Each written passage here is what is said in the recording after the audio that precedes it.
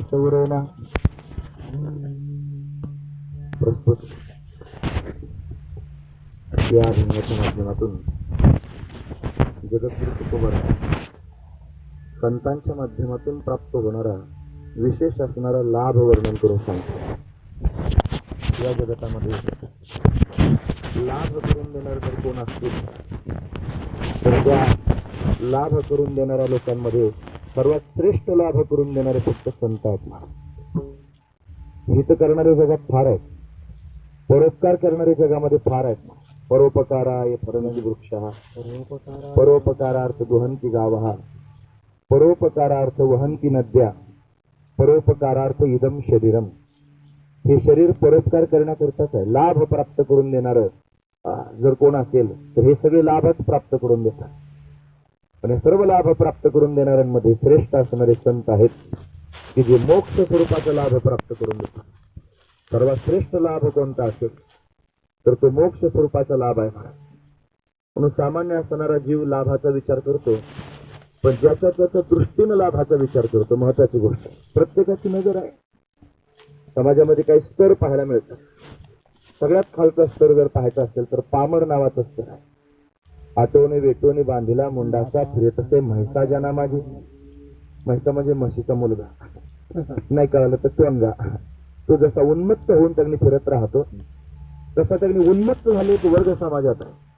त्या समाजाला त्या वर्गाला सुद्धा लाभाची आवश्यकता आहे. तो लाभ शोधतो. काय लाभ शोधतो? त्याला व्याभिचार करायची संधी मिळाली की तो त्याला लाभ समजतो. त्याला चोऱ्या करायला मिळाल्या, चांगली चोरी त्यांनी पक्की झाली की समजायचा लाभ झाला, त्याच्या दृष्टीने लाभ. त्याला चुकीचं त्यांनी वागायला मिळालं की तो त्याला लाभ समजतो. पण हा काय लाभ नाही. त्याच्यापेक्षा श्रेष्ठ असणारा एक वर्ग आहे विषयी. हा त्यांनी पत्नी मुलांमध्येच सर्वस्व समजतो.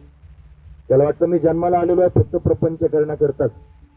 त्याला वाटतं बायका पोरांचं सांगोपन करणं, त्यांना लहानचं मोठं करणं, त्यांना भरपूर खायला प्यायला देणं, बँक बॅलन्स चांगला वाढवणं, नाव प्रतिष्ठा वैभव प्राप्त करून घेणं, याच्यातच त्याला लाभ वाटतो. याच्यापेक्षा त्याच्या विचाराची उंचीच वाढत नाही. तो त्यातच त्यांनी गटांगळा खात राहतो. फार कौतुक त्यांनी लोक सांगतात. या शिल्लक असणाऱ्या विश्वामध्ये काहीतरी कर्तबगारी केलेली असते आणि त्या कर्तबगारीचा डंका लोक वाजवतात. ते म्हणतात मी असं केलं, मी अमुक केलं, मी फलानं केलं. अरे तू ज्याच्यात केलं ते फार छोटं आहे. हे संपूर्ण विश्व फार मोठं आहे. फार मोठं असणार हे विश्व आहे. आपण जिथं बसलो ना आता सध्या, ती जागा 2x2 जागा आहे. या 2x2 जागेला जर आपण पाहिलं तर हे कुठं आहे विचाराल तर हे पिंपळगाव मध्ये आहे. हे पिंपळगाव कुठं आहे? हे नगर तालुक्यात आहे. हे कुठं आहे? नगर तालुका नगर जिल्ह्यात आहे. नगर जिल्हा कुठं आहे? महाराष्ट्रात आहे. तुम्ही ऐकता ना सगळेजण. महाराष्ट्र कुठं आहे? भारतात आहे. भारत कुठं आहे? आशिया खंडात. आशिया खंड पृथ्वी आकाशगंगा सूर्यमालिका सूर्यमालिका सूर्यमालिका आकाशगंगे. एका आकाशगंगेमध्ये अनंत सूर्यमालिका आहेत. एका आकाशगंगेमध्ये अनंत सूर्यमालिका आहेत. अशी आकाशगंगा, अशा अनंत आकाशगंगा ज्याच्यात आहेत त्याला ब्रह्मांड म्हणायचं. एक ब्रह्मांड. एका ब्रह्मांडात अगदी अनंत आकाशगंगा आहेत. असे अनंत ब्रह्मांड आहेत. असे अनंत ब्रह्मांड आहेत. मग त्या ब्रह्मांडाच्या दृष्टीनं आपण 2x2 जागेवर बसलो. जरा बघा बरं केवढे दिसत असत. आपण जी कर्तबगारी करतो एवढी काय कर्तबगारी? लोक त्यालाच लाभ समजतात आणि त्याच्यातच पुरुषार्थ समजतात. आणि म्हणून त्यांच्या पुरुषार्थाची व्याख्या, त्यांच्या लाभाची व्याख्या संकुचित असणारी व्याख्या आहे. पण विषयी पुरुष त्यांनी बायका मुलांमध्ये स्वतःला लाभान्वित झाल्यासारखं समजतं. त्याच्यापेक्षा श्रेष्ठ एक वर्ग समाजात आहे. त्याला जिज्ञासू म्हणायचं, त्याला मुमुक्षू म्हणायचं, त्याला साधक म्हणायचं. पण साधकाच्या जीवनामध्ये सुद्धा लाभाची अवस्था पाहायला मिळते. त्याला लाभ कशात वाटतो? त्याला वाटतं माझ्या जीवनात संत दर्शनी हा लाभ, लाभ संत दर्शनी हा लाभ, लाभ संत दर्शनी हा लाभ, लाभ संत दर्शनी हा लाभ.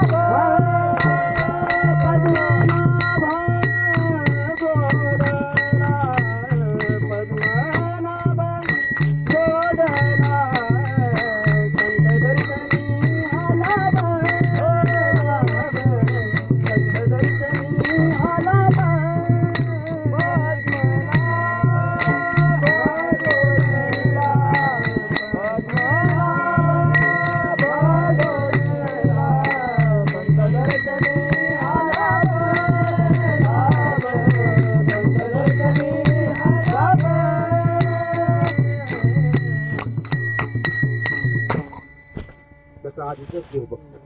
संत दर्शने हा लाभ.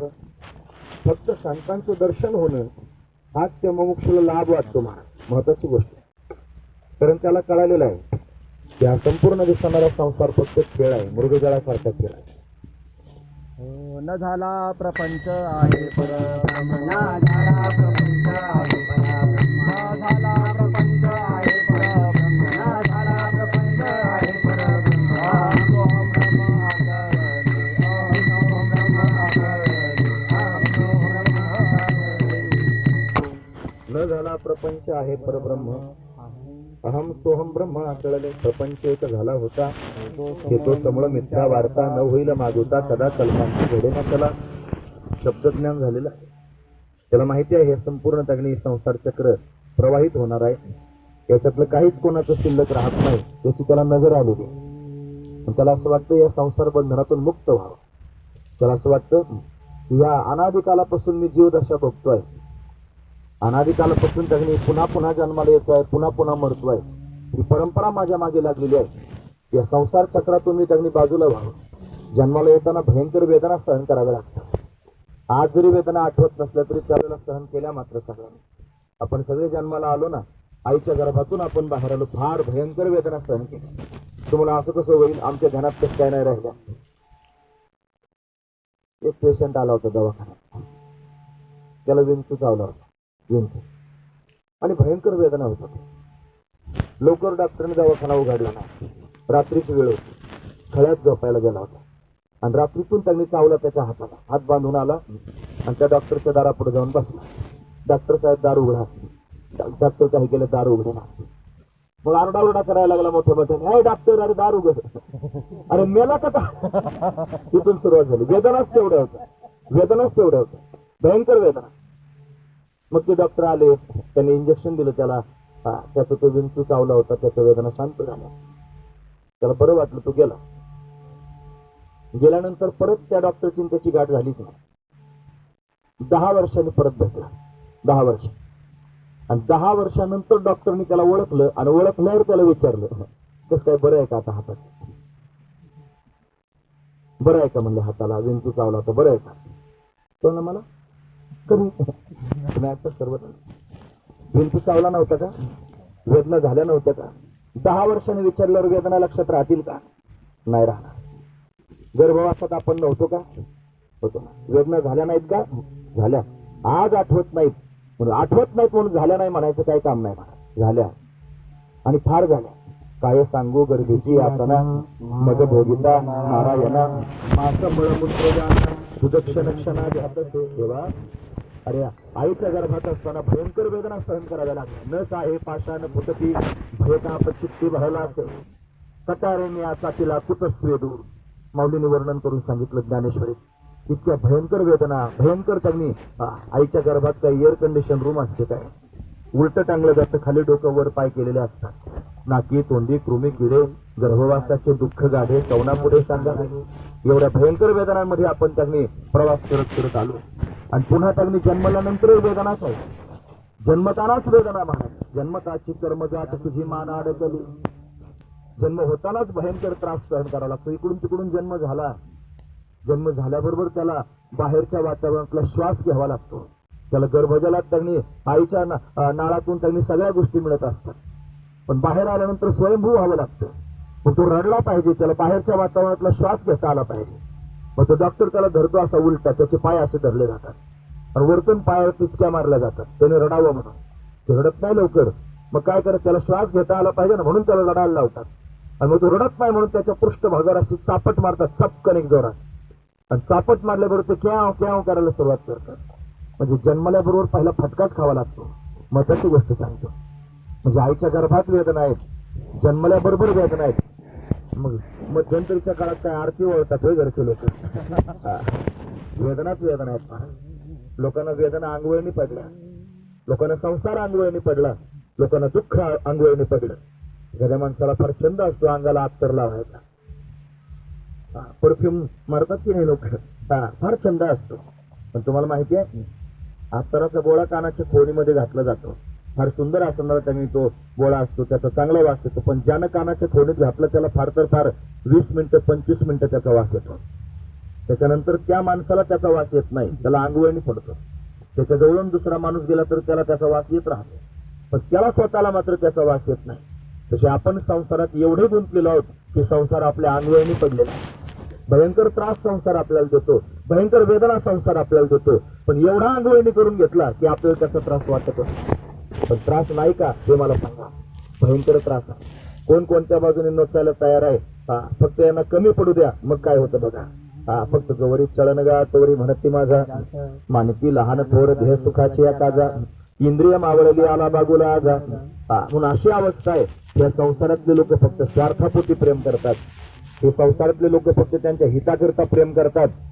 तुमच्याकरता तुमच्यावर कोणीच प्रेम करीत नाही. तुम्ही काहीतरी त्यांचे लागताना काहीतरी आणून देता म्हणून तुमच्यावर प्रेम करतात. हे त्याला कळालेलं आहे कोणाला, जिज्ञासूला. हे त्याला कळालेलं आहे कोणाला, मुमुक्षुला. हे त्याला कळालेलं आहे कोणाला, साधकाला.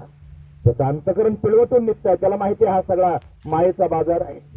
या मायेच्या बाजारात मी अडकलेलो आहे, मला याच्यातून बाहेर निघायचंय. कोण मला याच्यातून बाहेर काढेल? कोण भेटे सांगेसा, तुका म्हणे चिंता वाटे, कोण भेटे सांगेसा, काही मी उद्धार पावेन, काय हे कृपा करील नारायण. ऐसे सांगा तुम्ही संत जन, जरा समाधान चित्त माझे. असं त्याला सारखं वाटत राहत. त्याला तळमळ त्याच्या चित्ताची होते, त्याला झोप लागत नाही, त्याला अन्न गोड लागत नाही. हे शरीर जर सुटून गेलं आणि मला जर मोक्ष मिळाला नाही तर काय करू. म्हणून त्यांनी ऐशी चिंता करी सदा सर्व काळ, सदैव चिंता करतो रात्रंदिवस. वाटोले पाहता शिरले डोळे, वाटोले पाहता शिरले डोळे, वाटोले पाहता शिरले डोळे, वाटोले पाहता शिरले डोळे. दहावीचे पाऊले कैव डोळा, दहावीचे पाऊले कैव डोळा, दहावीचे पाऊले कैव डोळा. देवाची वाट पाहता पाहता शिनून जातो. त्याला वाटतं भगवंतानं यावं, मला दर्शन द्यावं. म्हणून अशा पद्धतीनं व्याकुळ होतो. त्याच्या दृष्टीने लाभ जर कशात असेल तर त्याच्या जीवनामध्ये ज्या दिवशी महात्मा प्राप्त होतो त्याला खऱ्या अर्थानं तो लाभ समजतो. मोक्ष स्वरूपाचं ज्ञान ज्या दिवशी होतं तो त्याला लाभ समजतो. चौथा वर्ग ज्ञानीपुरुषांचा आहे. ते ज्ञानीपुरुष सुद्धा त्यांनी स्वतःच्या मस्तीत मस्त आहेत, पण ते सुद्धा भगवत दर्शनाकरिता व्याकुळ आहेत. त्यांना भगवत दर्शनात लाभ वाटतो, कारण ज्ञानोत्तर भक्ती करणारे महापुरुष आहेत. प्रत्येक जणाचा लाभ वेगवेगळ्या प्रकारचा आहे. असं कीर्तनकार बोलायला लागला की आपले पानं तपाशीत जायचे. आपण कशात बसतो? आपण पामरात बसतो की आपण विषयी पुरुषांमध्ये बसतो, की आपण जिज्ञासू झालेलो आहोत की आपण ज्ञानी झालेलो आहोत. आपली आपली परीक्षा आपण करायची. दुसऱ्यानं परीक्षा करायची काय गरज आहे? आपलं मन साक्ष देतं, आपलं मन ग्वाही देतं आपण कशात आहोत. जर चोऱ्याच्या कराव्याशा वाटत असतील, शिंदळ कराव्याशी वाटत असेल, व्यभिचार करावा असं वाटत असेल, पक्क समजून घ्यायचं आपण पामर आहोत म्हणा. मताची गोष्ट आहे. बायका पोरांपेक्षा दुसरं जर काही सुचतच नसेल, देव नाही धर्म नाही, देव धर्म सांडी पडले सकळ, विषय गोंधळ गांगत असे. म्हणून त्यांनी देव धर्म सांडीला हरिहरा नाही बोट भरवाती, कोणी यांची गती होईल नेणं. हरिहराला जर बोटभर वाद त्यांनी लावता येत नसेल आणि भगवंताचं चिंतन करता येत नसेल, प्रपंचातून वेळच मिळत नाही असं जर म्हणत असेल, पक्का विषयी पुरुष आहे म्हणून समजायचं. दुसरा वर्ग आहे विषयी. असं बोलत असताना लक्षात घ्या आपण कुठे आहोत. आणि याच्यापेक्षा आणखी विशेष गोष्ट सांगतो. हा संसार करत असताना जर खरोखर भगवत दर्शनाची आस लागलेली आहे, मोक्ष प्राप्ती करता जर कासावीस होतोय जीव, ज्याचं त्याचं मन साक्ष आहे ना, म्हणून जीव जर कासावीस होत असेल देवाच्या प्राप्ती करता, जीव जर कासावीस होत असेल भगवंताच्या प्राप्ती करता, मोक्ष प्राप्ती करता, समजावं आपण जिज्ञासू आहोत, मुमुक्षू आहोत, आपण साधक आहोत. पण त्याचं अंतकरण त्यांनी लाभाची अपेक्षा करतो. सगळ्यांच्या पोटात लाभाची अपेक्षा आहे. प्रत्येकाला लाभाची गरज आहे महाराज. म्हणून त्यांनी लाभ प्राप्त करून घ्यायचा. पण संसारातला लाभ प्राप्त करून घ्यायचा, की स्वर्ग सुखाचा लाभ प्राप्त करून घ्यायचा, की मोक्ष स्वरूपाचा लाभ प्राप्त करून घ्यायचा, हे ज्याच्या त्याच्या विचारानं ज्यानं त्यानं ठरवलं पाहिजे. पण 2-3 प्रकारचे लाभ आहेत. संसाराचा लाभ प्राप्त करून घेणारा जीव आहे हा त्यांनी कनिष्ठ लाभ आहे. याच्यापेक्षा म्हणती संसारी जन्मी जे यज्ञाधिक कर्म की जे, मग स्वर्ग सुख भोगी जे मनोहर. मग स्वर्गातलं सुख भोगण्याचा जर विचार करत असेल मध्यम लाभ आहे. पण त्या स्वर्ग सुखालाही लाथा मारतो. मोक्ष पद तुच्छ केले, तुका म्हणे पावतनी करू स्वर्गाचे निशाणे, करू स्वर्गाचे निशाणे, करू स्वर्गाचे निशाणे. तुका म्हणे पावतनी करू स्वर्गाचे निशाणे, करू स्वर्गाचे निशाणे, करू स्वर्गाचे निशाणे. तुका म्हणे पावटणी करू स्वर्गीची निशाणी. पावटणी म्हणजे पायरी. पावटणी म्हणजे पायरी. आम्हाला हे काहीच नको आहे. इहलोकीचा हा देह देवैक्षिताची पाहे.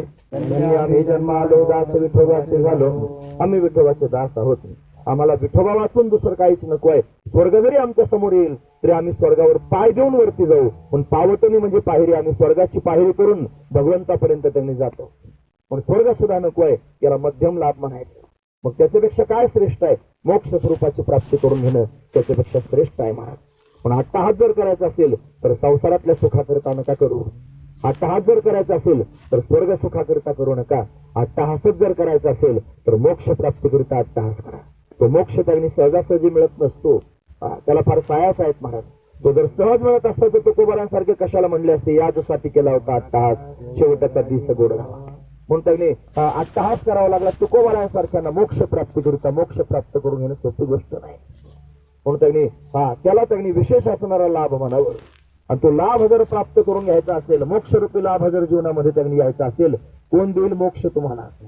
कोणत्या दुकानात मोक्ष मिळतो जरा चौकशी केली पाहिजे. कपड्याच्या दुकानात मिळेल का, धान्याच्या दुकानात मिळेल का, भाजीच्या दुकानात मिळेल की आणखी कोणत्या दुकानात मिळेल? मोक्ष बाजारात मिळत नाही. मोक्ष जर मिळाला तर एकाच ठिकाणी मिळतो. आणि ते ठिकाण जर कोणतं असेल तर त्यांचं नाव आहे संत. म्हणून त्यांनी याला महालाभ म्हणायचं. श्रेष्ठ असणारा लाभ म्हणायचं. आणि हा श्रेष्ठ लाभ कोणत्या ठिकाणी प्राप्त होईल असं जर कोणी विचारलं तर त्याचं उत्तर आहे अभंगाच्या पहिल्या चरणामध्ये. हे तो एक संता ठाई, हे तो एक संता ठाई, हे तो एक संता ठाई, हे तो एक संता ठाई. नागबाई उत्तम, नागबाई उत्तम, मानवी ताजांचे दास, मानवी ताजांचे दास. नागबाई उत्तम, नागबाई उत्तम, मानवी ताजांचे दास, मानवी ताजांचे दास. येतो एक संता ठाई. लाभ पायी उत्तम. उत्तम लाभ जर प्राप्त करून घ्यायचा असेल तर तो लाभ संतांच्याच पायाजवळ होऊ शकतो. इतरत्र कुठेच प्राप्त होऊ शकत नाही. सांसारिक दृष्टीनं जर पाहण्याचा प्रयत्न केला संतांकडे तर ते संत त्यागणे महाराज संसाराच्या दृष्टीने संपन्न दिसत नाहीत. संत संसाराच्या दृष्टीने संपन्न असतात असं जर कोणाच्या मनात विचार असेल तर तो चुकीचा विचार आहे महाराज. तुकोबारांकडे जर पाहिलं तर संसारातली काय संपन्नता आहे सांगा. काही लोक आम्हाला त्यांनी म्हणतात एवढे देवधर्म करतात ना, मग त्यांच्या जीवनात एवढे संकट का बरं आणि त्यांची अशी परिस्थिती का बरं? देवधर्म केल्यानं परिस्थिती सुधारते असं म्हणणारे लोकच मुळात मूर्ख आहेत. हा महत्वाचा विचार. देवधर्म केल्यानंतर संसाराची स्थिती चांगली होती असं म्हणणारे जे माणसं आहेत त्याच मूर्ख आहेत महाराज. महत्वाची गोष्ट सांगतो.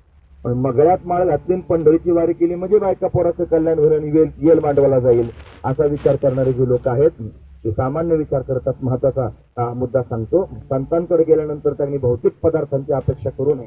खरं तर संत भौतिक पदार्थ देऊ शकतात. एखाद्याला जर खऱ्या अंगानं शुद्ध अंतकरणानं संतांची सेवा केली तर त्याचा संसार सुद्धा त्यांनी अशा पद्धतीने चांगला. संत सज्जने मांडले दुकान, गया पाहिजे आहे रे, गया पाहिजे आहे रे.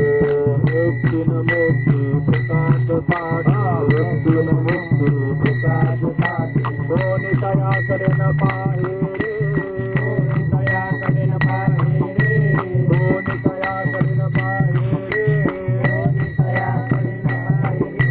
नाचत जाऊ दे गावारे गेल्या सुख देईल विसावारे, नाचत जाऊ दे गावारे गेल्या सुख देईल विसावारे, नाचत जाऊ दे गावारे गेल्या सुख देईल विसावारे, नाचत जाऊ दे गावारे गेल्या सुख देईल विसावारे.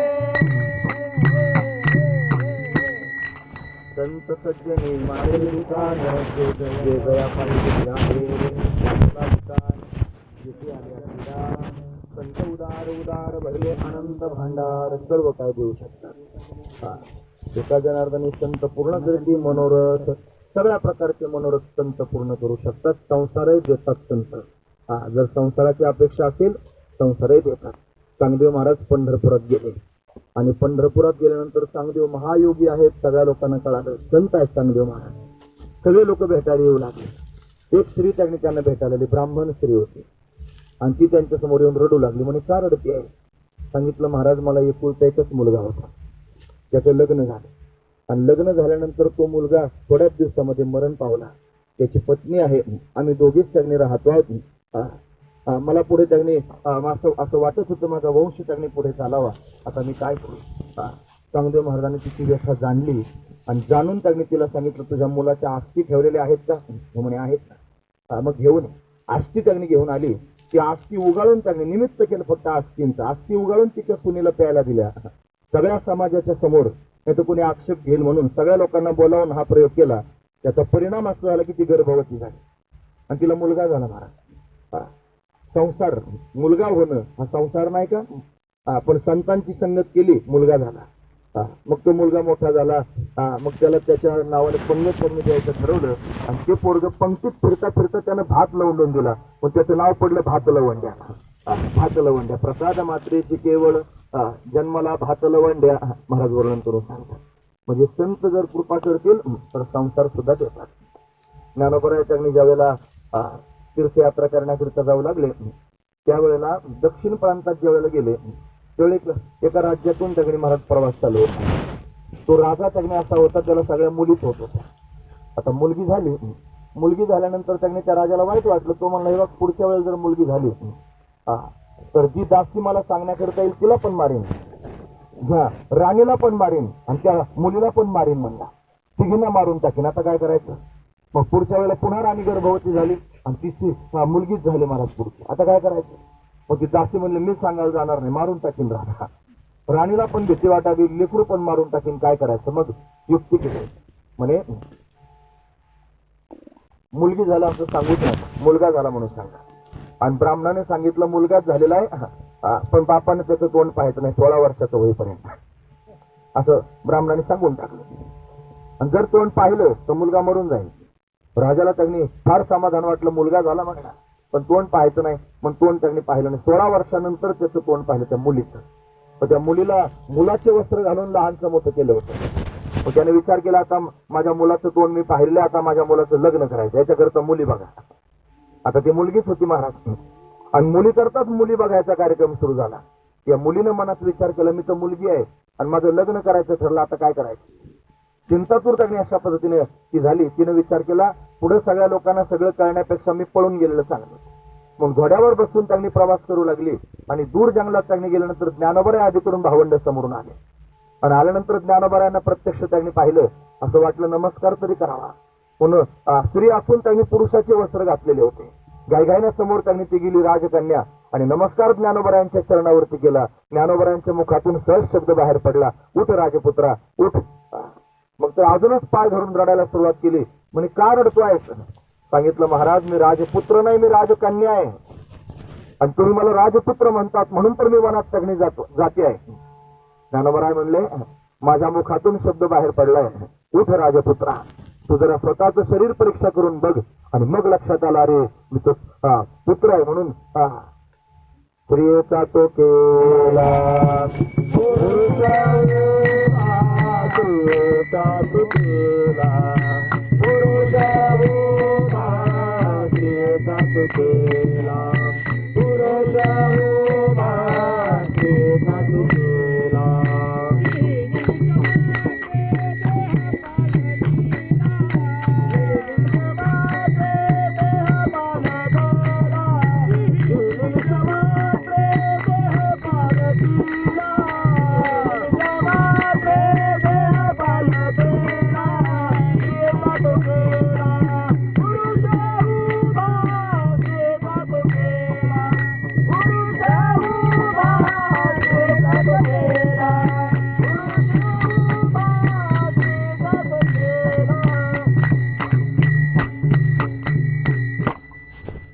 दोन गायकने कुठे सप्त झालाच नसता.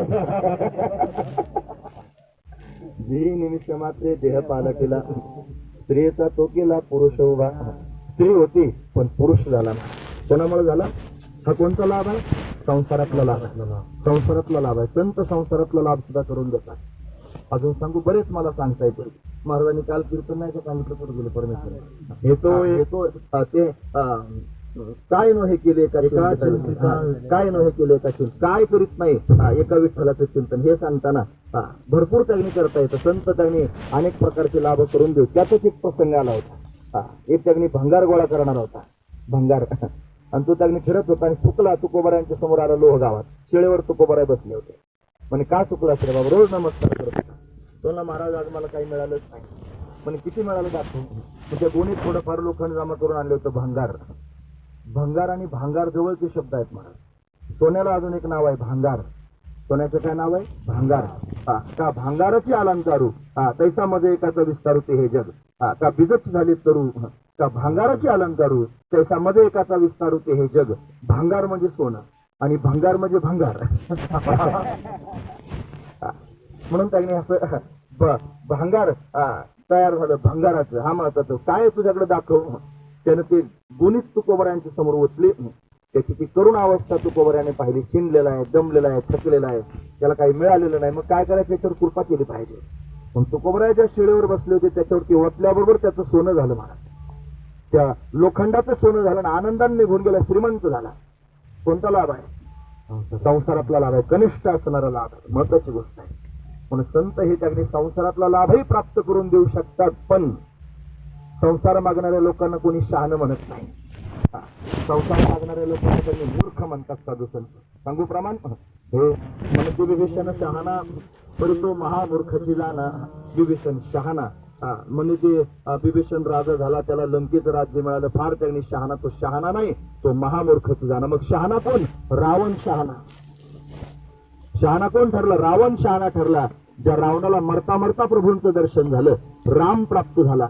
रावणानं मरताना प्रभूंना प्रश्न विचारला, रामा सांग विजय कोणाचा झाला? प्रभू सगळ्या लोकांच्या समोर म्हणले, रावणा विजय तुझा झाला. म्हणे का? कसा काय झाला? अरे अंतकाल समायला तू माझ्या समोर आहेस आणि माझी प्राणज्योत तुझ्या काही स्वरूपामध्ये विलीन होते आहे. माझा विजय झाला. रावण श्रेष्ठ ठरला. विभीषणानं राम मागितलं नाही, विभीषणानं लंका मागितली सोन्याची. म्हणजे संसार मागितलं. जे संसार मागणारे ते मूर्खच आहेत महाराज. आधी प्रमाण सांगितलं म्हणा ते विभीषण शहाणा परितो महामूर्खाची जाणा. म्हणून संत कल्पवृक्षासारखे आहेत. संत हे त्यांनी चिंतामणी सारखे आहेत. आताच आपण मग कीर्तनामध्ये प्रमाण पाहिलं का? कामधेनू कल्पतरू चिंतामणी आवडीची धनी पुरविते. हे सगळं त्यांनी पुरवणारे त्यांनी. पण संतांच्या समोर त्यांनी हे सगळे ठेम चिंतामणी ठेंगणा या संतांचे हे देणे कल्पतरे होनी दुने परिसागाद देणे चिंतामणी ठेंगणा. म्हणून त्यांनी परिसापेक्षाही श्रेष्ठ देणारे संत आहेत. जे चिंतामणीपेक्षा श्रेष्ठ देणारे संत आहेत. सगळं काय देऊ शकतात संत. महत्वाची गोष्ट आहे. पण संतांकडे काय मागावं हे आपल्याला कळालं पाहिजे. पण संतांकडे जाऊन जर संसार मागत असाल, संतांकडे जाऊन जर संसार सुखाचा होण्याची अपेक्षा करत असाल तर तुमचं मागणं कनिष्ठ मागणं आहे महाराज.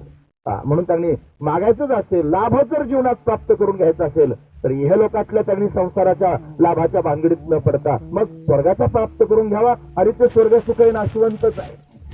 त्या स्वर्गाच्या सुखाला त्यांनी नाश आहे महाराज. दया सुख आहे नाश, नाश नष्ट होणार त्यांनी सुख आहे. म्हणजे काय झालं?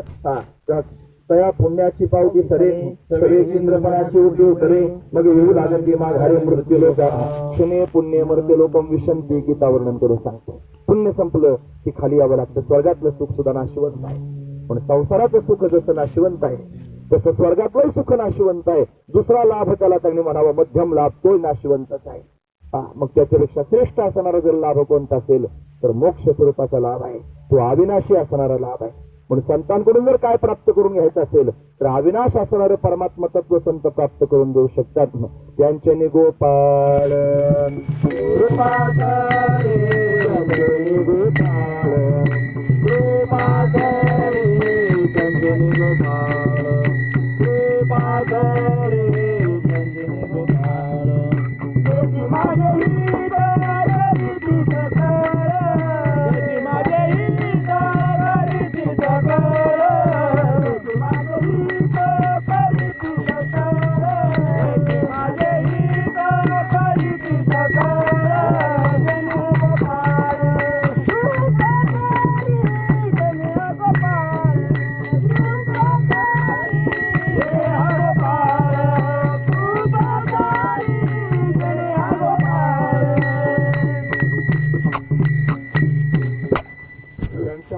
कोणावर कृपा करतो महत्वाची गोष्ट आहे. परमात्म्याची कृपा संतांच्यामुळे होते. काय केलं पाहिजे?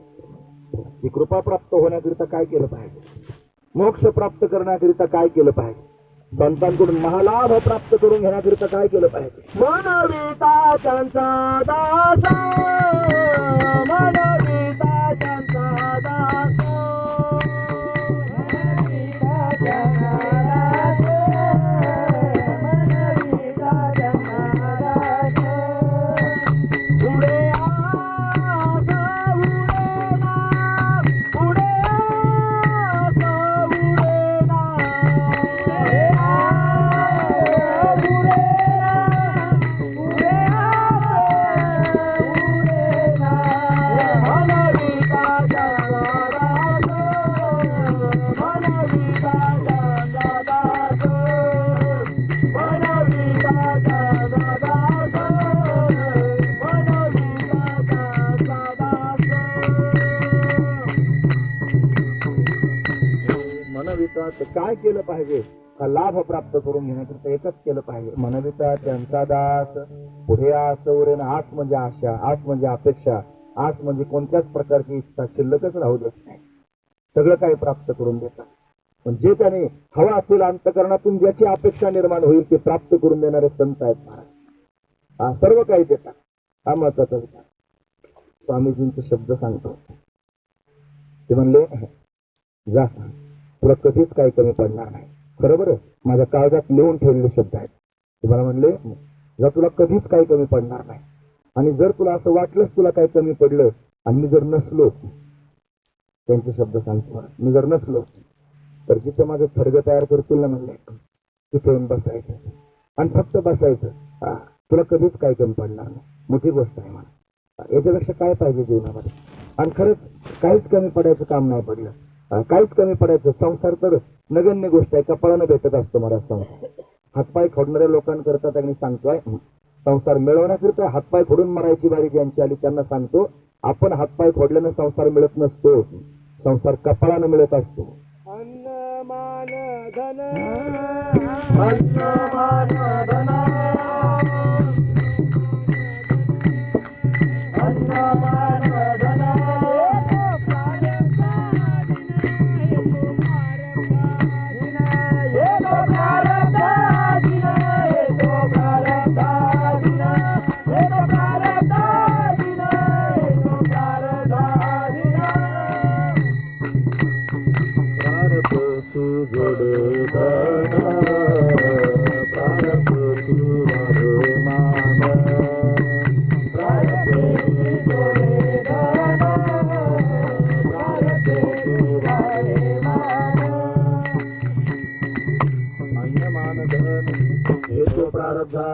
अन्न म्हणजे पोट भरणं, मान म्हणजे मान प्रतिष्ठा आणि धन हे प्रारब्धावरच अवलंबून आहे.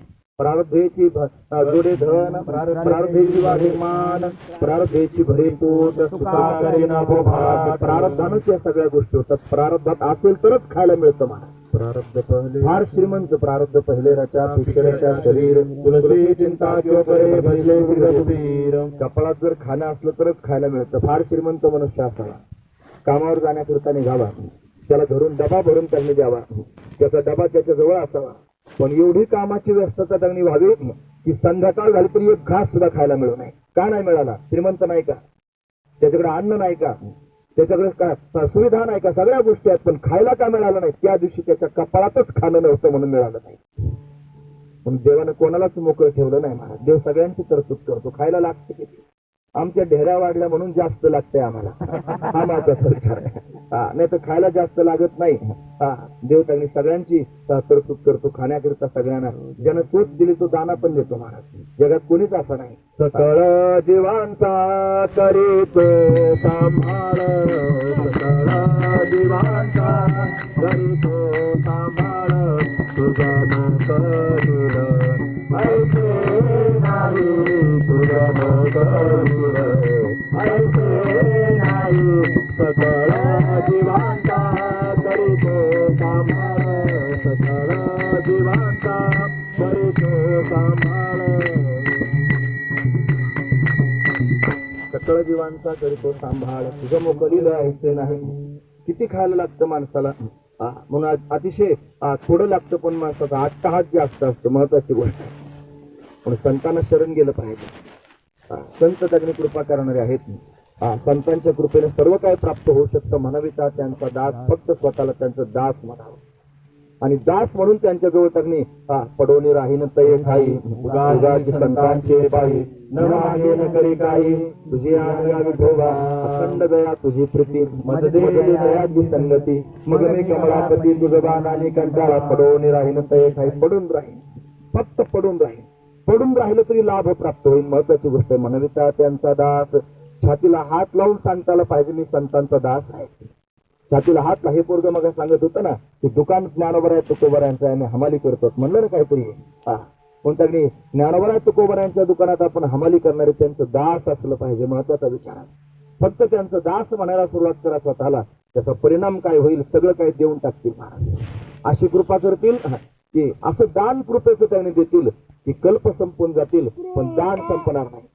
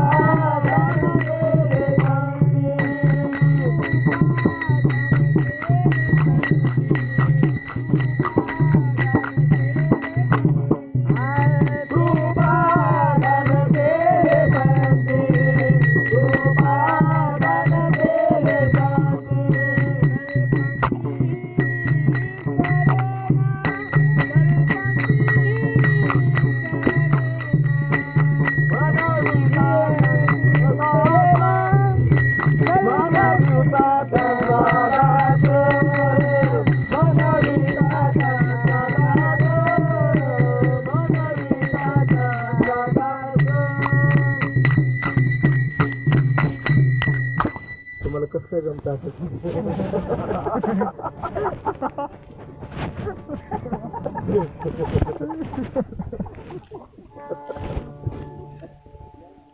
कृपादान केले संते ज्याला कल्पांची गरज नाही.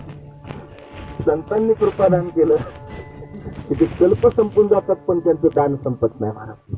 कारण ते दानात काय देतात?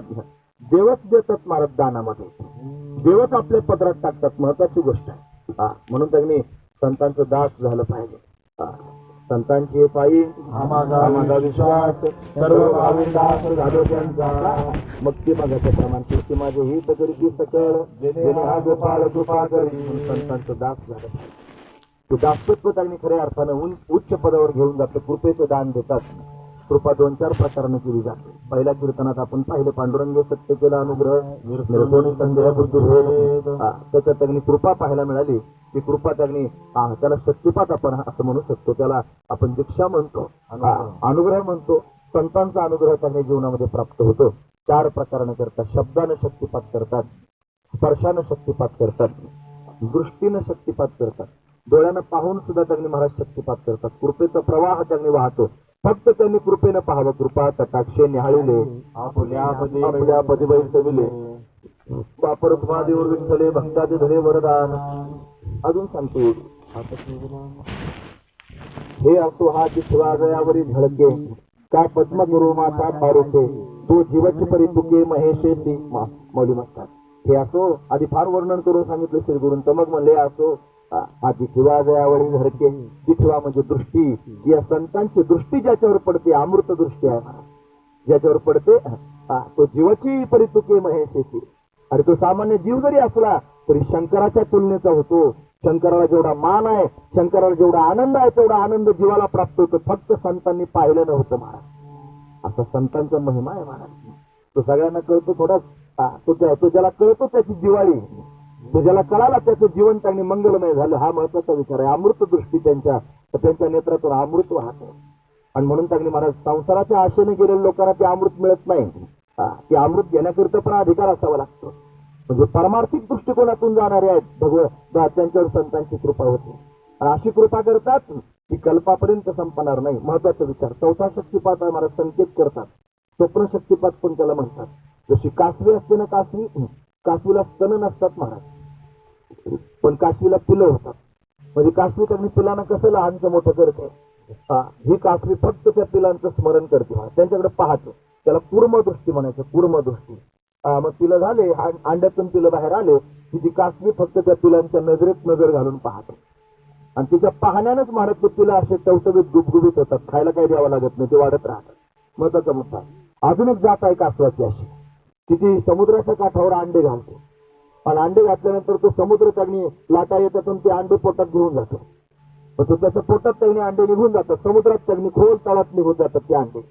त्या अंड्यांचा फुटण्याचा कालावधी जो आहे तो त्या कासवीला कळतो आणि मग ते अंडे त्या ठराविक काळाला त्यांनी फुटतात. फुटल्यानंतर त्याच्यातून पिलं बाहेर पडतात. ते पिलं बाहेर पडले याचा संकेत तिला झाला की ती जिथं असते तिथून पिलांची आठवण करते आणि तिनं फक्त आठवण केल्यानं पिलं वाढतात. हा महत्व, तिच्या फक्त आठवणीनं पिलं वाढतात. तसे संत ज्याच्यावर कृपा करतात, संतांनी ज्याची आठवण केली त्याचं काम झालं महाराज. महत्वाची गोष्ट, संतांनी ज्याची आठवण केली त्याचं काम झालं. हे संत जगणे अशा पद्धतीनं आठवण करतात. एक महाराज होते देवी बहिरेचे मुळे महाराज आणि ते स्वामीजींकडे गेले बरं त्र्यंबकेश्वरला आणि गेले. आता जेवढे लोक आपल्या परिसरातून स्वामीजींना भेटायला जातात स्वामीजी त्यांच्यासमोर निदान अर्धा तास तरी विकासचं गाणं गातात. ते म्हणतात माझा विकास आणि असा आहे आणि तो असं सगळं तेच सांगतात, दुसरं काही सांगत नाही. तो आला मग त्याला मुंबईला नेलं, मग डिक्कीत बसून नेलं, हे सगळं सांगतात. जागाच नव्हती गाडीत बसायला, डिक्कीत बसून गाडीमध्ये त्यांनी नेलं असं ते सगळ्यांना सांगतात. मग ते झालं, मग ते त्याला लग्नच करायचं नव्हतं, मग मी त्याला लग्न करायला लावलं. त्याला मी सांगितलं जर तुला संन्यास घ्यायचा असलं तर माझ्याकडे परत यायचं नाही, असं सगळ्यांना हेच सांगतात, दुसरं काही सांगत नाही. तिथं बसून त्यांचं वय आता 93 वर्षापेक्षा जास्त झालेलं आहे.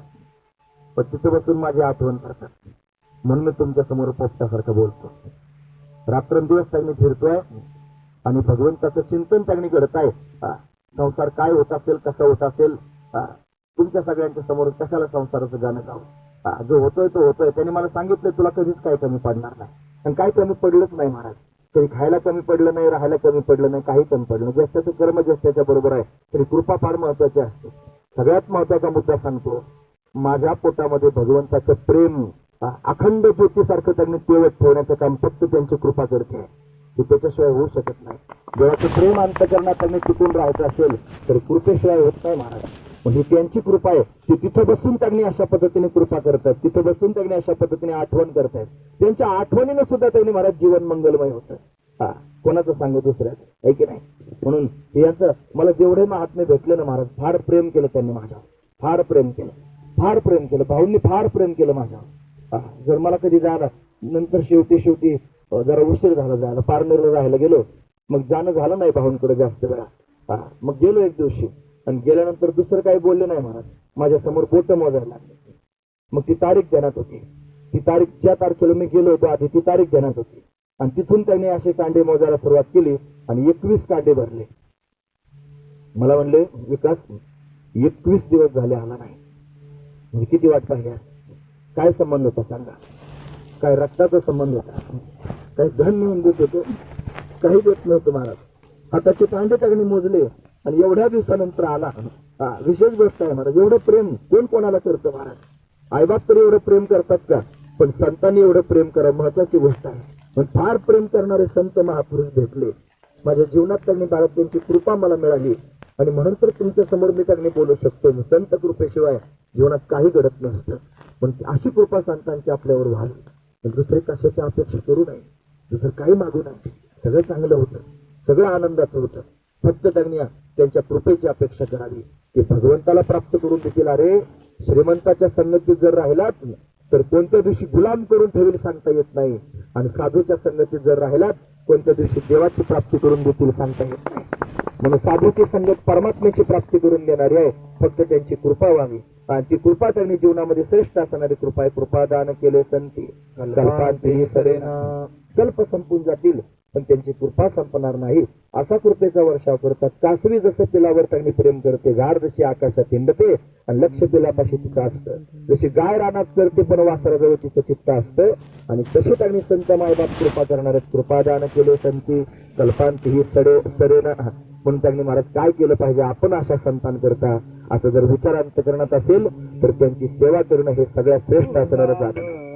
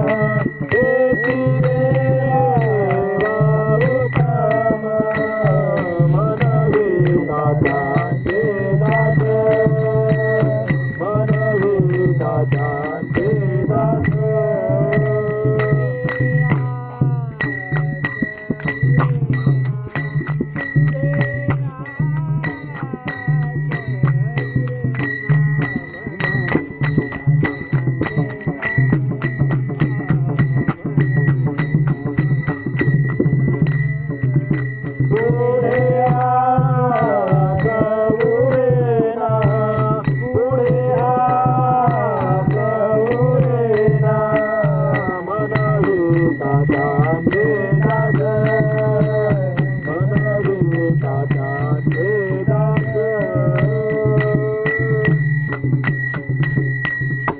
तुका म्हणे संत सेवा हेच देवा उत्तम. देवा संतांची सेवा करणं हेच मला उत्तम वाटतं. लाभ पायी उत्तम आणि हेच देवा उत्तम, दोन गोष्टी. संतांची सेवा करणं हेच जगात उत्तम असणारं श्रेष्ठ असणारं साधन आहे. त्यानं काय होईल? लाभ पायी उत्तम, उत्तम लाभ प्राप्त. म्हणून लाभ जर उत्तम जीवनामध्ये प्राप्त करून घ्यायचा असेल तर सर्वात उत्तम साधन संतांची सेवा करणं हेच आहे. मग त्यांची सेवा आपल्या जीवनामध्ये घडावी. मग असा अभंग होता ना, एका जनार्दनी घडो त्यांचा संग, न व्हावा वियोग जन. त्यांचा वियोग कधीच होऊ नये. त्यांचा वियोग फार वेदना देतो, फार त्रास देतो. संसाराच्या वियोगानं लोक व्यथित आहेत, गोष्ट खरी आहे. पण महात्म्याचा वियोग मोठ्यानं सहन झाला नाही. म्हणून ज्ञानोबराय ज्यावेळेला समाधीला बसण्याकरिता गेले त्यावेळेला डोकं बडून निवृत्तीनाथ महाराज रडत होते. देवा, अरे ज्येष्ठाच्या आधी कनिष्ठाचे जाणे, व्याकुळ झाले महाराज. मुक्त असणारी मुक्ताई रडती आहे, सोपान काका रडतात का? फक्त संतांचा वियोग. ते सांसारिक नाहीत, संसारातल्या नात्याकरता रडत नव्हते. हे संत आहेत महाराज. संतांच्या संगतीत काय मिळत नाही सांगा. बाबा म्हणत असतात गडावरचे, की जोपर्यंत मोठे बाबा होते ना रघुनाथ महाराज उमरे, त्यांच्या संगतीत राहताना असं वाटायचं आम्ही वैकुंठात राहतो. पण खरंच जर अंतकरणापासून संतांची संगती केली तर त्यांच्या संगतीत राहताना वैकुंठात राहिल्यासारखं वाटतं. असं वाटतं यांचा आपला वियोगच होऊ नये, कधीच आपल्यापासून लांब जाऊ नये. म्हणून काही नाही करता आलं तर त्यांचं नामचिंतन करणं हे सुद्धा त्यांची सेवाच आहे महाराज. आपलं काय करता येत नाही, बाकी आपण काय करणार आहोत? आणि त्यापेक्षा तुमचं काय मागतात ते. तुमचं धन दिल्यानं जर प्रसन्न होत असतील तर संत कशाचे? तुम्ही मान दिल्यानं जर प्रसन्न होत असतील तर संत कशाचे? कीर्तनामध्ये आपण त्यांनी ऐकले की जे त्यांनी गुरुचं फार कौतुक त्यांनी करत होते, बाकीचं काय देवाचं चिंतन केलं नाही, फार प्रशंसा करायला सुरुवात केली. प्रशंसा केल्यानं प्रसन्न होत नाही महाराज. खरा जर महात्मा असला तर प्रशंसेनं प्रसन्न होत नाही. पण फार खायला नेऊन दिलं म्हणजे प्रसन्न होत नाही, फार धन दिलं म्हणजे प्रसन्न होत नाही, तुम्ही त्याचे पाय दाबले म्हणजे प्रसन्न होत नाही. तो प्रसन्न होईल कशाने? तुम्ही भगवंतावर प्रेम करा, तो तुमच्यावर फार प्रसन्न होईल. तुम्ही देवाला आपलं म्हणा, त्याच्या समोर तर निदान नाटक का करीना, पण त्याच्या समोर म्हणा देव माझा आहे. महाराज बरं झालं तुम्ही सांगितलं देव माझा आहे आणि मी देवाचा, एवढं म्हणलं तरी प्रसन्न होईल. पण त्याची तीच प्रसन्नता, तीच खरी सेवा आहे महाराज. आम्ही तेने सुखे तुम्ही म्हणा विठ्ठल विठ्ठल मुखे, तुम्ही मुखानं विठ्ठल विठ्ठल म्हणा, याच्यातच आम्हाला सुख आहे. दुसरं कशात त्यांनी सुख नाही. म्हणून त्यांनी संतांची सेवा जर करायची असेल तर संतांच्या मनासारखं वागावं, हीच खरी संतांची सेवा. संतांची सेवा जर करावं असं वाटत असेल तर संतांचं वचन कधीच मोडू नये. वचन मोडी बोलले ते, म्हणून त्यांचं बोललेलं वचन त्यांनी मोडायचं नाही. एवढीच त्यांनी संतांची सेवा करावी. ते म्हणतील त्या पद्धतीने जीवन आपलं त्यांनी व्यतीत करायचं. आणि काय जास्त म्हणत नाही तो. ते म्हणतात अरे लोकांच्या धनाची अपेक्षा करू नकोस, लोकांची मुंडकी मोडून खाऊ नकोस, कष्ट करून कपाळात जेवढं मिळालं त्याच्यात आनंदात समाधानात राहा असं म्हणतात. काय म्हणतात जास्त? ते म्हणतात शिंदळ करू नकोस, व्याभिचार करू नकोस, चुकीचं वागू नकोस, या आया बहिणीनं त्यांनी चांगल्या दृष्टीने बघ काय म्हणतात, काय मागतात दुसरं ते तरी. म्हणून एवढं जरी त्यांच्या समोर चांगलं वागून दाखवलं प्रसन्न होते महाराज. एवढ्याच सेवेनं प्रसन्न होतील. काही अपेक्षा त्यांच्या अंतकरणात नसते. धनाची अपेक्षा करणारी, मानाची अपेक्षा करणारे संत कसे असतील? पण संत त्याची अपेक्षा करीत नाहीत, भगवत प्रेमाची अपेक्षा करतात. पण अशी सेवा जरी आपल्याला संतांची करता आली तरी ती उत्तम आहे. त्याची देवा उत्तम. म्हणून त्यांनी अशी संतांची सेवा घडावी. संत जगात कुठे पाहायला मिळतील? आता महत्वाचा विचार आहे, कुठे शोधायला जायचं संतांना? संत कसे सापडतील? संत कसे दिसतील? संत कळण्याकरिता सुद्धा तसं व्हावं लागतं. म्हणा तुका म्हणे अंगी व्हावते आपण तरीच महिमा नाही परत म्हणतात बहुत धड जरी झाली म्हैस गाय तरी होईल काय कामधेनु. फार 50 लिटर दूध द्यायला लागली गाव म्हणजे काय काम धेनु होईल का? फार माणसाला बोलता आलो म्हणजे काय तो महात्मा होईल का? अरे फार त्यांनी दूध दिलं म्हणजे काम धेनु जशी होत नाही तसं फार जास्त बोलायला लागलं म्हणजे कोणी संत पण होत नाही. पण संत ही वेगळीच अवस्था आहे. कधी कळेल तुका म्हणे अंगी व्हावे ते आपण व्हावं लागेल तरीच महिमा नाही गेले कळू. तसं त्यांचा महिमा करणारच नाही महाराज. पण ते त्या स्थितीत जाऊन त्यांनी कळतील म्हणून शोधण्याचा प्रयत्न करू नका माणसांमध्ये. असे माणसासारखे दिसतात पण माणसात सापडत नाहीत महाराज ते. मग कुठे शोधणार आहात? कुठे संत पाहणार आहात? आहेत ना महाराज संत. त्यांना जर पाहायचं ठरलं तर ते गाथात पाहायला मिळतील. त्याला जर पाहायचं ठरलं तर ते ज्ञानेश्वरीत पाहायला मिळतील. त्याला जर पाहायचं ठरलं तर ते भागवतात पाहायला मिळतील. म्हणून संगत करा संतांची आणि ती संगत घडण्याकरिता तुकोबऱ्यांची गाथा वाचा, तुकोबऱ्यांची संगत घडेल. ज्ञानोबऱ्यांची ज्ञानेश्वरी वाचा, ज्ञानोबऱ्यांची संगत घडेल. नाथांचं भागवत वाचा, नाथांची संगत घडेल. आणि अशी अप्रतिम संगत होईल की जगात कोणाचीच संगत करायची इच्छा शिल्लक राहणार नाही. महत्वाची गोष्ट आहे मला. म्हणून त्यांनी माणसात संत शोधण्याचा प्रयत्न करायचा. कुठे काळ सापडेल पोटात सापड सांगता येत नाही. म्हणून त्यांनी आमच्यासारखे तुमच्या समोर बोलतात तर लोक आम्हालाच संत म्हणतात. पण काय माहिती आतमध्ये कसा विषयाचा बाजार भरलेला आहे तो. तुम्हाला काय माहिती इथं किती उकरड भरलेला आहे तो. त्याच्यात काम आहे, क्रोध, लोभ, सगळ्या गोष्टी गच्च भरलेल्या आहेत. आम्हाला कशाला तुम्ही संत म्हणतात. व्यक्तीची पूजा करायचं बंद करा आणि काय करा, संतांची पूजा करा. आणि ते संत कुठे पहा, त्या ग्रंथांमध्ये पाहायला भेटतील, त्यांचे विचार पाहायला भेटतील. संत विचारांच्या माध्यमातून आपल्या समोर उभे आहेत महाराज आजही. पण एक एक शब्द त्यांचा त्यांनी एका एका अक्षरात आहे माझा रमाकांत तुकोबराय म्हणतो. तुकोबरायांची गाथा सामान्य नाही, एका एका अक्षरात परमात्मा वास्तव्य करतोय. म्हणून तुकोबरायांचं त्यांनी वाङ्मय, ज्ञानोबरायांचं वाङ्मय, नाथांचं वाङ्मय हीच सत्संगती आहे, हीच संतांची संगती आहे. पण गाथाचे पारायण करणं ही संतांची सेवा, ज्ञानेश्वरीची पारायण करणं ही संतांची सेवा, भागवताची पारायण करायची ही संतांची सेवा. आता एवढे कीर्तन करायला उभे केले हे सगळे लोक, परत आपण त्यांनी करा कीर्तन म्हणून आणलेलं उभे केले. खरं विचारायची आणि सगळ्यांच्या मनाला किती पारायण केले नाथ भागवताचे, किती पारायण केले ज्ञानेश्वरीचे, किती पारायण केले तुकोबरायांच्या गाथ्याचे. आणि जर केलेच नसतील तर मग कीर्तन करण्याचा काय अधिकार आहे आपल्याला. मग तुम्हाला तू म्हणतो कीर्तन कर म्हणून आम्ही उभे राहिलो. तुम्ही चिखलाचे गोळे आहात आणि मला तुमच्यात पुतळे तयार करायचे. म्हणून त्यांनी असं केल्याशिवाय तसं होणार नाही. पण तुमच्या मनाला लाज वाटेल आता की आपण कीर्तन केलंय, आपण ज्ञानेश्वरी कधीच वाचली नाही, आपण गाथा कधी वाचलं नाही, वाचायला पाहिजे. जरा अशा गोष्टीने तरी त्यांनी महाराज ते करायला सुरुवात करतील. तुम्हाला कोण वारकरी शिक्षण संस्थेत राहायला पाठवेल सांगा, खरं सांगा. कोण तुम्हाला संस्थेत जाण्याकरिता परवानगी देईल. ठराविक बोटावर मोजण्यासारखे निघतील सुद्धा संस्थेत जा बाबा राहा, पण कोण तुम्हाला जाऊ देईल. आणि जर तुम्ही संस्थेत गेले नाही, जर काही शिकले नाही, तर तुम्हाला भगवंताचं चिंतन कसं करता येईल. मग तुमच्याकरता ही तरतूद आहे, सुविधा आहे. म्हणून तुम्ही त्यांनी त्याच प्रपंचात जो तुम्हाला सुटत नाही त्यात राहा, पण राहून तुमचं चित्त परमात्म्याकडे द्या. दिसा फक्त संसारामध्ये आणि तुमचं चित्त मात्र परमात्म्याच्या. जेवढा वेळ सापडेल तेवढे भगवंताचं चिंतन करा, ग्रंथांचं अध्ययन करा. आणि ती नजर प्राप्त करून घ्या ज्या नजरेनं परमात्मा दिसतो. ती नजर प्राप्त करून घ्या ज्या नजरेनं त्यांनी परमात्म्याचं दर्शन होतं. पण ती नजर प्राप्त करण्याकरिता अट्टहास आहे. म्हणून संतांची सेवा करणं महत्वाची गोष्ट आहे. पण कितीही अट्टहास केला, जन्मभर त्यांनी प्रपंच केलं, फार शहाजूकपणा केला प्रपंचातला, फार अक्कल असल्यासारखं दाखवलं, फार त्यांनी अकलीचे तारे तोडले आणि फार लोकांसमोर त्यांनी जगावेगळं काहीतरी करून दाखवलं, जगावेगळं सांगायला सुरुवात केली. अरे तू केलंच काय, याच्यापेक्षा काय वेगळं करशील. हे करता करता ते मेले सगळे लोक. याच्यापेक्षा चांगलं करून मेल. त्यांचं काही शिल्लक राहिलं नाही. शिल्लक राहिलं त्यांचं जे भगवंताला शरण गेले. शिल्लक राहिलं त्यांचं आज पेंड्या म्हणता तुम्ही, आज 5000 वर्षापूर्वीचा पेंड्या आज त्याचं नाव घेता, आज वर्ध्या म्हणता. मग त्यानं कीर्तनामध्ये ध्रुवाचं उदाहरण सांगितलं, प्रल्हादाचं उदाहरण सांगितलं. आणि हे कोणत्या युगातले आहेत, सत्ययुगातले लोक आहेत, त्यांचं नाव आज निघतंय का. त्यांनी संसारातला शहाजूकपणा केला नाही. हे संसारातले शहाजूकपणा करणारे सारी मेले तोंड वाचून, काही कोणाचं शिल्लक राहिलं नाही.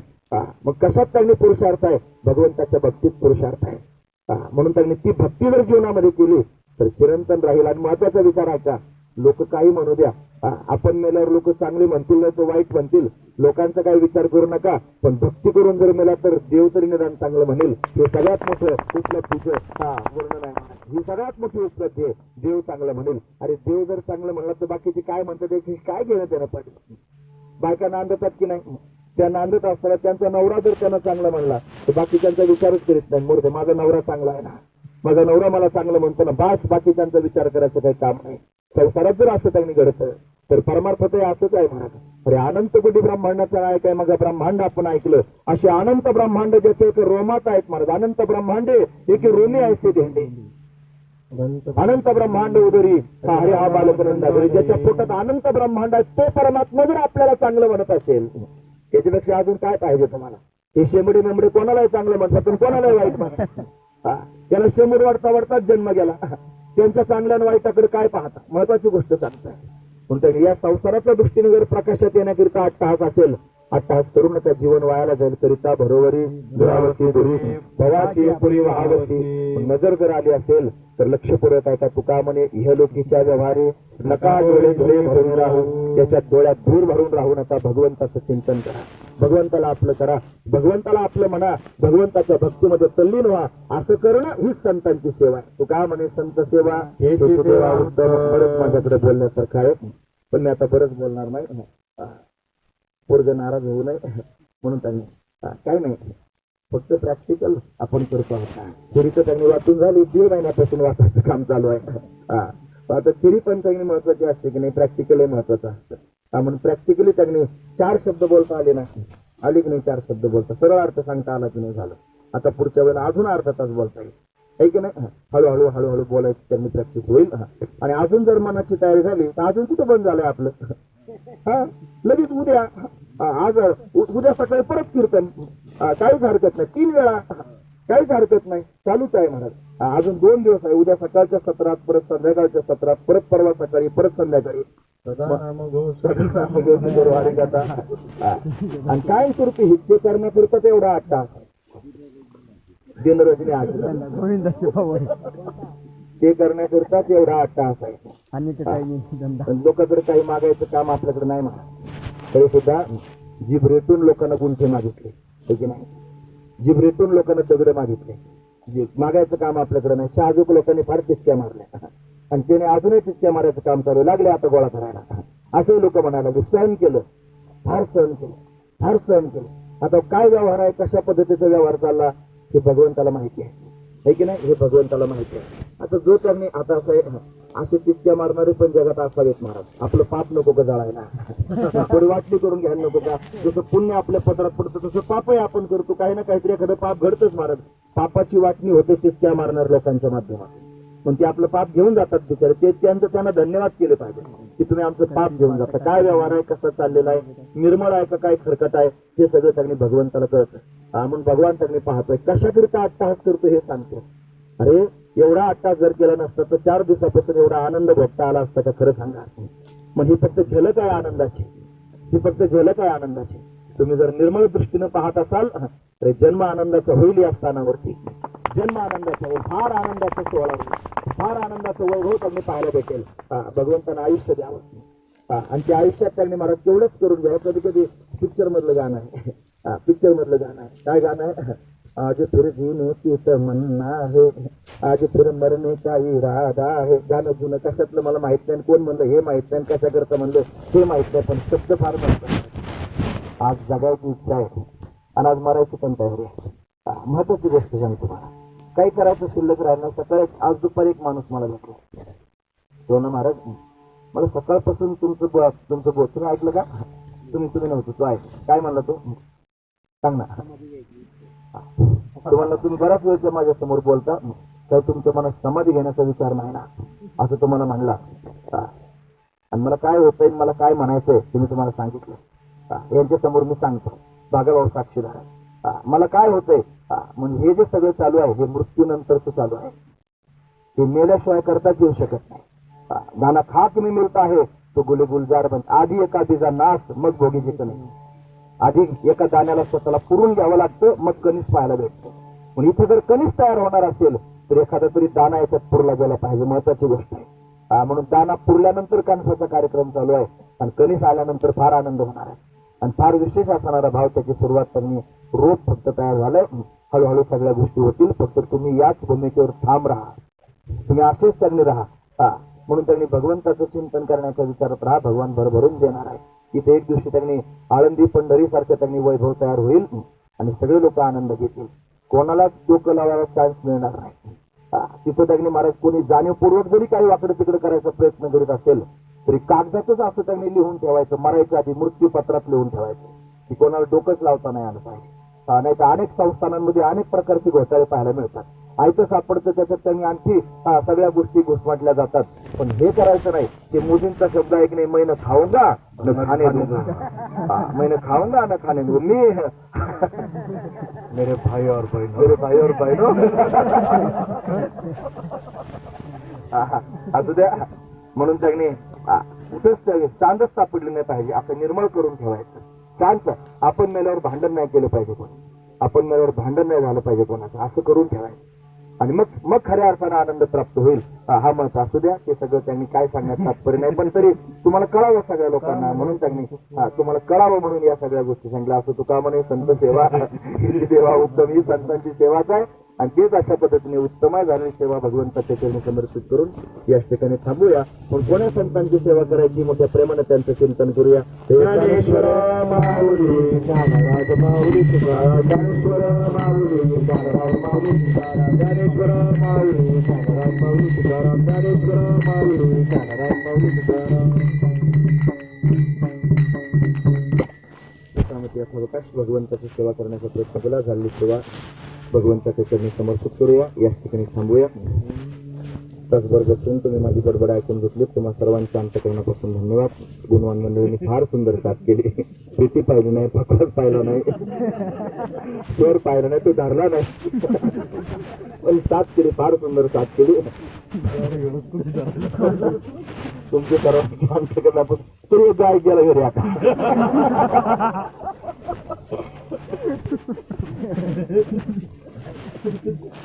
सर्वांच्या अंतःकरणापासून धन्यवाद. याच ठिकाणी थांबूया. बघा का बरं मी फेटा घेतला आणि डोक्यात घातलं त्याचं कारण सांगतो.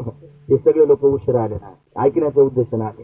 मग त्यांना वाटलं आता काहीतरी ऐकायला भेटेल आणि पोरग लगेच थांबलं. मग काय करायचं आता, ते जे विठ्ठल करून थांबलं असतं तरी पण चाललं असतं, लगेच पंक्ती पडल्या असत्या. मग काय पंक्ती करता आले की सगळे लोक ऐकायला करता आले की नाही, महत्वाचं विचार आहे. पंक्ती काय घरी नाहीत का, त्यांना भरपूर खायला तर इथं कसं करता आले, ऐकण्या करता आले ना, म्हणून ते आले फार दुरून, चालत चालत आले, लांबून आले.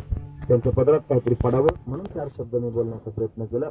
म्हणून त्याने असं आम्ही करायच आहोत असं झोपेतून उठून मग कीर्तन कर म्हणजे सुरू लगेच असं ते काय चिंता करायचं काम नाही. काय कोणत्याही टायमाला असं ते फार मी काही विद्वान आहे असं नाही काही, पण अंगवळणी दुसरा धंदाच नाही महाराज काही, याच्याशिवाय दुसरं काही कामच नाही. याचं JCB चालू म्हणलं मला चालवता येईल का, जमणारच नाही, माझं काम नाही महाराज ते, आहे की नाही. पण कीर्तन कर म्हणलं कोणत्याही टायमाला कीर्तन सुरू होईल लगेच ताबडतोब. आता लगेच दुसरं सुरू करायचं का, लगेच सगळं सुरू होईल. असू द्या. म्हणून भगवत चिंतनाकरिता जीवन आपलं मुरून जावं त्याच्यात, आणि त्याच्या वाचून दुसरं काही सुचूच नाही महाराज. महत्वाची गोष्ट आहे. असू द्या. पण झालेली सेवा भगवंताच्या चरणी समर्पित करतो. याच ठिकाणी थांबतो. तो पांडुरंग विटेवरती उभा आहे, पण त्याचे सगळे कान माझ्याकडे लागलेले आहेत. मी काय बोलतो इथंच नाही, कायम स्वरूपी असं तुम्ही सगळे कसे बसून त्यांनी ऐकत आहात. माझ्या मनातली भावना आहे महाराज. विना हातात घेऊन ज्यावेळेला त्यांनी चाल चालू असते, डोळे बंद करून उभा राहतून ते विशेष असणारा भाव त्याच्या समोर प्रगट करतो. देवा मला बोलायचं आता, हे सगळे लोक ऐकणार आहेत काय माहिती, कोण कसं ऐकतो कोण कसं ऐकतं, तर तू चांगला ऐकणार आहेस. तू माझ्या समोर ऐकायला बस. आणि तो देव ऐकण्याकरिता बसतो, ऐकण्याकरिता बसतो आणि छान ऐकतो महाराज. म्हणून त्यांनी अशा गप्पा मारणं वेगळं, आणि कीर्तनात त्यांनी काय सुचतं कुठून सुचतं समजतच नाही महाराज. आपाप कीर्तन चांगलं होतं आणि कुठून तरी एक ऊर्जा तयार होते. का बरं होते माहिती आहे का, तो ऐकतो, खरंच ऐकतो. आणि फक्त ऐकतो असं नाही, प्रेरणा देतो बोलायची, पण तो आतून त्यांनी जाग करतो आणि बोलायला पण लावतो, ऐकायचं पण काम तोच करतो. मला सूरदास बाबांचा फोटो तुम्ही पाहिला का, दोन्ही डोळे अंध त्यांनी बाबा होते, दोन्ही डोळ्यात दिसत नव्हते. एक तर हातात घेऊन भगवंताचं भजन म्हणायचे. असा फोटो आहे महाराज, ते भजन म्हणतायत आणि समोर श्याम सुंदर असा हनवटीला हात लावून बसलाय, त्यांच्याकडे पाहताय म्हणजे भजन ऐकताय. मग मला जरी दिसत नसलं माझ्या समोर तरी शाश्वती मात्र नक्की आहे. त्याचे कान फक्त माझ्याचकडे लागलेले आहेत. माझा विकास काय करतो, काय बोलतो, हे सगळं त्याचं लक्ष माझ्याकडे लागलेलं आहे. महत्वाचा भाव आहे. असू द्या. म्हणून ज्याच्यामुळे त्यांनी बोलतात त्याचं चिंतन करत. ते कसं, हे विठ्ठल जय जय